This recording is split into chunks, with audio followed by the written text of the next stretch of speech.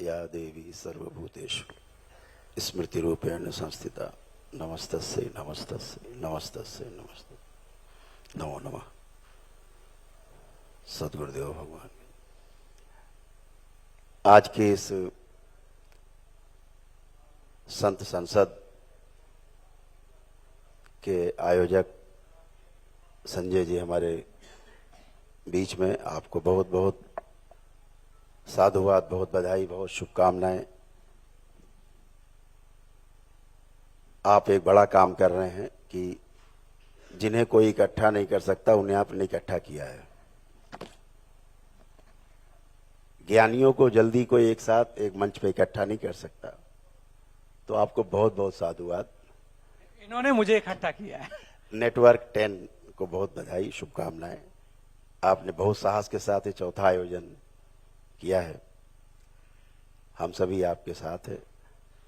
मंच पर विराजमान हमारे परम आदरणीय प्रातः स्मरणीय जगत गुरु शंकराचार्य जी महाराज, आपको महाराज जी को प्रणाम।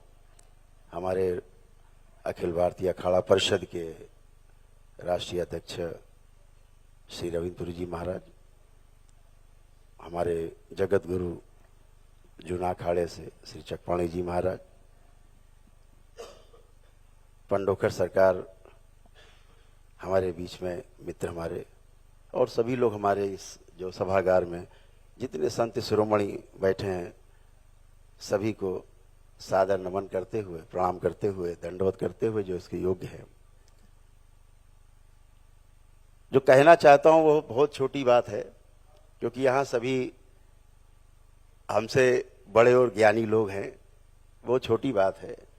लेकिन जहां तक जातिवाद की बात करते हैं, बचपन में छोटी घटना से शुरू करते हैं। मैं छोटा था, 7-8 वर्ष की उम्र में, जब मैं बाहर से खेल के आता था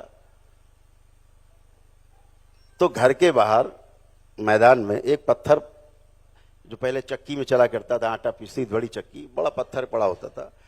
तो नियम था कि बाहर से खेल के आए हो तो उस पत्थर पे बैठ जाओ। और जैसे जैसे रहता था मैं, पहले माता श्री हमारी आती थी, पहले एक बाल्टा पानी ऊपर से ही डाल देती थी।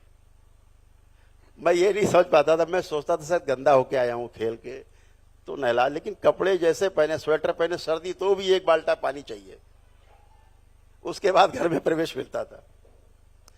आज वो स्थिति नहीं है। जातिवाद की जो स्थिति हम लोगों ने अपने बचपन में देखी है, झेली है। बच्चों के साथ मैं खेलता था, मोहल्ले में जाता था, तो जो महिलाएं होती थी, माताएं, अपने बच्चों को घर के अंदर कर देती थी कि वो आ रहा है उसको छूना मत, ये तो मेहतरों के साथ खेल के आ रहा है, अभी तुम किस जाति के हो। यही तो बात है ना, कि यही बात हो रही है स्वामी जी कि ये तो संत संसद है। हाँ, तो हमारे जो सभी संत हैं इसी प्रयास में हैं कि हम लोग यही बात करते हैं ना कि भाई जाति वाली तो बात ही नहीं हो रही है, बात तो हो रही, हम लोग धर्म की बात कर रहे हैं। जहां धर्म है वहां सब मिक्स है, एक साथ है, वहां तो कोई जाति है ही नहीं। एक ही जाति है, मानव जाति है। मानव जाति से बढ़ के कोई जाति नहीं, एक ही धर्म है, मानव धर्म है। अभी एक डिबेट में कुछ मुस्लिम्स के साथ हमारा था, डिबेट थी, तो एक चैनल पे, राष्ट्रीय चैनल पे, तो उन्होंने कहा, जो स्कॉलर थे, मुस्लिम स्कॉलर, कि भाई आपका तो सारा जो सनातन का है वो आपका पूर्व जन्मों पे आधारित है, और हम लोग पूर्व जन्म को मानते नहीं, अगला जन्म ही नहीं मानते, पुनर्जन्म ही नहीं मानते, तो हमारा आपका तो बड़ा विरोध है। तो हमने कहा नहीं, बिल्कुल विरोध नहीं है। आप पुनर्जन्म को नहीं मानते, मैं आपका समर्थक को लाओ लिख के दे दूं, मैं भी नहीं मानता कि पुनर्जन्म होता है। आपके अनुसार मुसलमान का पुनर्जन्म कभी नहीं होता। तो वो बोले कैसे नहीं होता?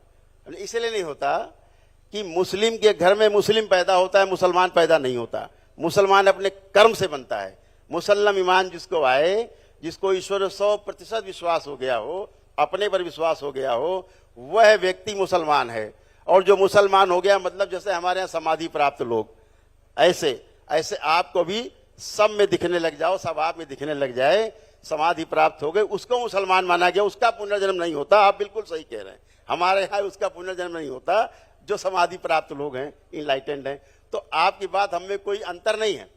लेकिन आप कहें कि मुस्लिम क्या मुसलमान पैदा होता है, तो बिल्कुल पैदा नहीं हो सकता, वो कर्म से पैदा होगा। जैसे हम कहें कि शुद्ध चारों वर्ण हैं, कि चार वर्ण अपने माता पिता से पैदा होते हैं, लेकिन अगर ब्राह्मण पैदा होगा तो गुरु के वाणी से पैदा होगा, उसकी कृपा से पैदा होगा। जाति माता पिता से कभी ब्राह्मण पैदा नहीं हो सकता। तो जातियां जो हैं, ब्राह्मण हो, क्षत्रिय हो, वैश्य हो, शूद्र हो, चारों वर्ण के लोग अपने माता पिता के पेट से ही पैदा होते। लेकिन अब ब्राह्मण में और फिर पंडित में फिर भेद है, फिर क्षत्रिय में और ठाकुरी सब में भेद है। कर्म के कारण हमारी जातियां बनी, वहां कोई ऊंचा नीचा था ही नहीं। एक दूसरे के सहयोग से जो एक दूसरे का अस्तित्व सह अस्तित्व था, उसको जानते हुए जातियां बनी। आज उनका राजनीतिकरण किया गया, उन जातियों का छोटा बड़ा करके उनको बांटा गया, बांट करके फिर उनका अपने अपने अनुसार लाभ लिया गया। तो आज ये समझदार, आज का जो युवक है संजय जी बहुत समझदार है, केवल जाति का लाभ लेता है अपनी नौकरी में, अपने व्यवसाय में। उसके बाद मेरा ऐसा मानना है कि कोई भी जाति भेद को मानता वानता नहीं है। ये मैंने बहुत नजदीक से देखा है, और हमने तो अपने ही समाज में आके देखा, संत समाज में, कि यहाँ तो जाति का कोई मतलब नहीं। कुछ लोग हैं, लेकिन मुझे लगता है कि ठीक है, आज नहीं तो कल जिस गद्दी पर बैठे हैं वहाँ निश्चित रूप से ये कहना चाहूँगा, इस संसार के अंदर, हमारे भारत देश में कहा जाए संसार ये पूरा है, भारत देश पूरा संसार ही है। दो चीजें रही देश में, एक धर्म गद्दी, दूसरी राजगद्दी, और दोनों एक दूसरे की पूरक रही हैं। धर्म गद्दी का संदेश राजगद्दी पूरे समाज में फैलाती थी। समाज में जो गंदगी थी उसको नष्ट करने के लिए, उसको दिशा देने के लिए हमारी जो धर्म गद्दी थी वो दिशा देती थी, मूल मंत्र देती थी, नीति तय करती थी, राजा उसका पालन करता था। यही चला आ रहा है। आज भी मैंने देखा, ऐसा नहीं है, आज भी जो धर्म गद्दियां हैं कई जगह प्रभावी हैं, लेकिन 90% मैं कहना चाहूंगा हमारी धर्म गद्दियों का जो अधिकार था, धर्म गद्दियों का जो नियंत्रण था राजगद्दी पे, वो टूट चुका है, चाटुकारिता में बदल चुका है, पूरी चाटुकारिता में चले गए हैं। कोई भी नीतिगत बात करने का साहस नहीं है। अगर ये धर्म गद्दी साहस कर ले, नीति की बात कर ले, धर्म की बात कर ले, एकजुट होकर बात कर ले, तो निश्चित रूप से जो राजगद्दी है वो उसको मानने को तैयार होगी, बाध्य होगी, क्योंकि जनमानस में संतों का सम्मान है। लेकिन आज अपनी बात कोई कहने को तैयार नहीं है। ये बहुत कड़वी बात है। मैं अपनी बात छोटे मुंह से बड़ी बात कह रहा हूं, लेकिन एक बहुत बड़ी बात मैं कह रहा हूं कि आज कोई भी बात, कड़वी बात कहने को महाराज जी तैयार नहीं है।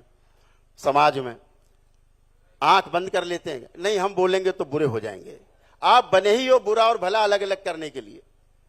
संत का काम ही है बुरा और भला अलग अलग विवेचन कर दे, वर्गीकरण कर दे, लोगों की बात समझ में आ जाए, पकड़ में आ जाए। लेकिन हम आज उससे बचते हैं, इससे हमें बचना नहीं है। हम तो माननीय अध्यक्ष जी से भी कहेंगे कि आपके पास एक बड़ी जिम्मेदारी है, संतों के बीच में आप अखाड़ा परिषद के अध्यक्ष हैं, इतने संत शिरोमणि आपके साथ हैं, ये बड़ा काम है।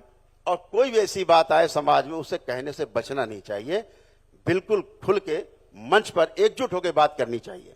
लेकिन यहां समस्या क्या है, जब मैं देखता हूं बंटवारा, तो मैं तो संजय जी, मैं तो कहूंगा आपसे अध्यक्ष जी प्रेरणा लें कि जैसे आपने सबको एकजुट किया है एक छत के नीचे, ऐसे ही 13 के 13 अखाड़े महाराज श्री के नेतृत्व में एक साथ बैठें और पूरे देश में एक संदेश जाए, एक बड़ा संदेश जाए। फिर जो श्रीमुख से निकलेगा वो राजगद्दी मानने के लिए बाध्य होगी। बिल्कुल। बहुत बहुत धन्यवाद।